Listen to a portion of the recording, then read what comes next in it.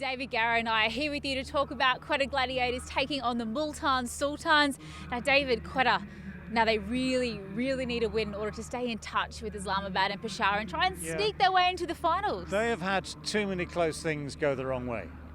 And the other night, this lovely lad, Will Smead, who is pretty much the last Englishman, well, not almost, but almost the last Englishman. Last man standing. Flying the flag still. He's had a 97, I think, and a 99 the other night.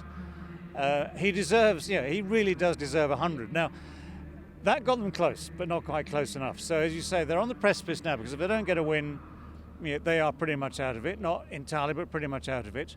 It's interesting that Islamabad United are now the side potentially in danger, having been so strong earlier. But for Quetta, you just need to put together a performance. I mean, they've managed to get performances from not enough people, I would say, is the easy analysis. So they've relied on Jason Roy getting 100. He's had a couple of poor scores in comparison in the last couple of games. So, I mean, this lad Smead, to me, is fantastic, because when Will came in at the start of the tournament, he was there just for a couple of games until Jason Roy, the big star from England, came and just took over. The way things have gone, I mean, it's an extraordinary tournament only because, well, not only, but partly because all these injuries and withdrawals and, the side's changing so much. It's given Smead another chance. And what I really like about people like him is they just take their chances. In a game like this, T20 is not easy to nail because, one mistake, that's it. Whether you're a batter or a bowler, things can change very, very quickly. And yet, as I say, he's got his 2 90s. Who knows?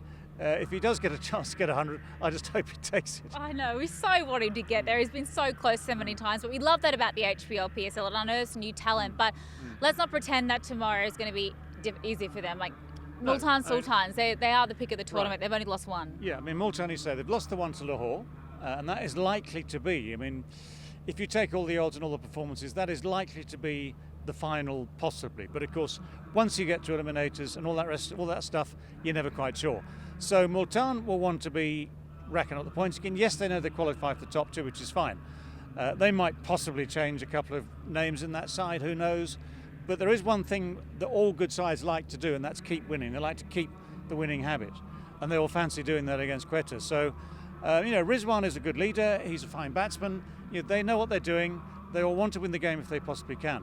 It makes it interesting, but let's face it, they in Lahore have only just scraped home a couple of times. The other night, Riley Rousseau, just at the last moment, hits the 6, job done, thank you very much. But they do have that strength.